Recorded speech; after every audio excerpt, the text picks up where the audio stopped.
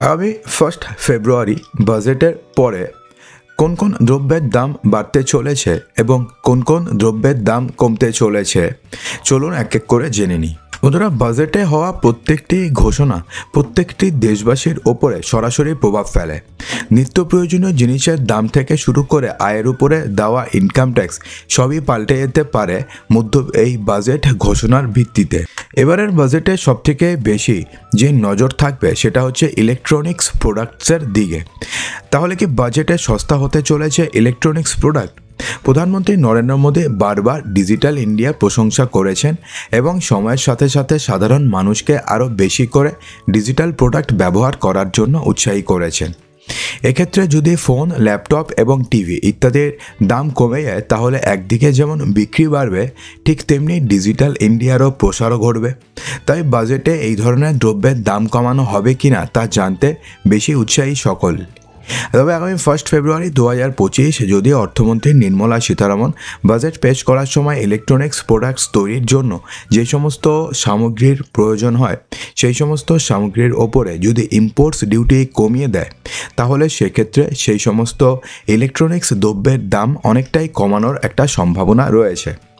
এর ফলে কি হতে পারে? এর ফলে দাম কমে মিলতে পারে মোবাইল, দাম কমে মিলতে পারে স্মার্ট টিভি, দাম কমে মিলতে পারে ল্যাপটপ। ইলেকট্রনিক্স প্রোডাক্ট বলতে শুধুমাত্র মোবাইল ফোন বা বরং স্মার্ট টিভি থেকে শুরু করে ল্যাপটপেও প্রচুর স্পেয়ার পার্টসের প্রয়োজন হয় এবং তার মধ্যে বেশিরভাগ জিনিস বিদেশ থেকে ইম্পোর্ট করতে হয়। সেই ইম্পোর্টের মধ্যে আপনারা সবাই জানেন যে ইম্পোর্ট ডিউটি দিতে হয়। তো সেই ইম্পোর্ট ডিউটি যদি কমে যায় তাহলে সেক্ষেত্রে এই সমস্ত প্রোডাক্টস আগের থেকে অনেক বেশি সস্তা হবে। এরপরে এটা কমতে পারে সেটা হচ্ছে মোবাইল ফোন ব্যবহারের খরচ কমতে পারে। বর্তমানে কম বেশি সকলেই বাড়তে থাকা মোবাইল রিচার্জ প্ল্যানের দামে চেপে রয়েছে। এক্ষেত্রে টেলিকম কোম্পানিগুলো উন্নত প্রযুক্তির এবং পরিকাঠামো খরচ বেড়ে চলছে। তাই যদি টেলিকম কোম্পানিগুলোর লাইসেন্স ফি এবং ইউনিভার্সাল সার্ভিস অব্লিগেশন ফান্ড কমানোর দাবি জানিয়েছে তারা। তো এখন এটা যদি কমিয়ে দেয় তাহলে সেক্ষেত্রে মোবাইল রিচার্জের দামও উল্লেখযোগ্যভাবে কমতে পারে। তো একবারে যদি আমরা এবার দেখে নিই যে বাজেটে কোন কোন জিনিসের দাম, প্রথমে দেখব যে কোন জিনিসের দাম কমতে পারে।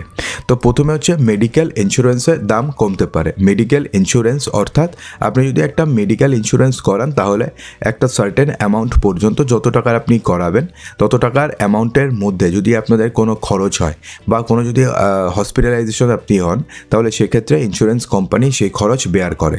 তো এটার জন্য একটা প্রিমিয়াম দিতে হয়। তো সেই প্রিমিয়ামের খরচ কমতে পারে এমনটা মনে করা হচ্ছে। বিশেষ করে 60+ এজ যদি আপনার থাকে এবং আপনি যদি নিজের নামে করান তাহলে সেক্ষেত্রে 5 লক্ষ টাকা পর্যন্ত, তাহলে সেক্ষেত্রে আপনাদের খরচ কমতে পারে। জীবন বীমা অর্থাৎ লাইফ ইন্স্যুরেন্সের ক্ষেত্রে আপনি যে প্রিমিয়াম দেন সেই প্রিমিয়ামও কমতে পারে, কারণ সেক্ষেত্রে জিএসটি কমার একটা সম্ভাবনা রয়েছে। ইলেকট্রনিক্স জিনিসের দাম কমতে পারে। সোনা এবং রূপোর ওপরে সরকার ইম্পোর্ট ডিউটি কমাতে পারে। এর ফলে কি হতে পারে? সোনা এবং রূপোর দাম কমতে পারে। তবে কোনো বিশেষজ্ঞরা মনে করছে যে সোনা এবং রূপোর দাম কিন্তু বাড়তেও পারে। ফার্মার দাম কমতে পারে এবং ইলেকট্রিক্স কারের দাম কিন্তু কমতে পারে। এবং বাজেটে কোন কোন জিনিসের দাম বাড়তে পারে এবার চলুন জেনে নিই। তো এবারের বাজেটে যে জিনিসের দাম বাড়তে পারে তার মধ্যে প্রথমেই রয়েছে সিগারেট অর্থাৎ তামাকজাত যে কোনো দ্রব্যের দাম বাড়বে। আমদানি করা খেলনা ইম্পোর্টেড যে টয়েস রয়েছে সেই টয়েসের দাম বাড়বে। ইম্পোর্টেড মেডিকেল ডিভাইসেস, বিভিন্ন মেডিকেল ডিভাইস যেগুলো বাইরের থেকে ইম্পোর্ট করতে হয় সেগুলোর দাম বাড়বে। মেডিকেল ওষুধের খরচ নয়, ওষুধের দাম নয়, মেডিকেল ইকুইপমেন্ট বা মেডিকেল ডিভাইসের দাম কমতে পারে বাইরের থেকে যেগুলো আনানো হয়।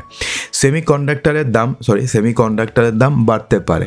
সেক্ষেত্রে সেমিকন্ডাক্টরের দাম বাড়লে পরে কিন্তু আবার ইলেকট্রনিক জিনিসের দাম বেড়ে যাবে। অর্থাৎ ইম্পোর্ট ডিউটি কমালে দাম কমবে, সেমিকন্ডাক্টরের দাম বাড়লে বাড়বে, অর্থাৎ একটা ব্যালেন্স দাম থাকবে। এর দাম বাড়তে পারে এবং ইম্পোর্টেড ফিনিশড হোয়াইট গুডস এর দাম বাড়তে পারে বাজেটে বলে মনে করা হচ্ছে। তবে বিশেষজ্ঞরা বলছেন যে বাজেটের দিকে তাকিয়ে এবার রান্নার গ্যাসের দাম কমাতে পারে নরেন্দ্র মোদী সরকার। তবে শেষমেশ কী হয় সেটাই দেখার জন্য আমাদের 1 ফেব্রুয়ারি পর্যন্ত অপেক্ষা করতেই হবে।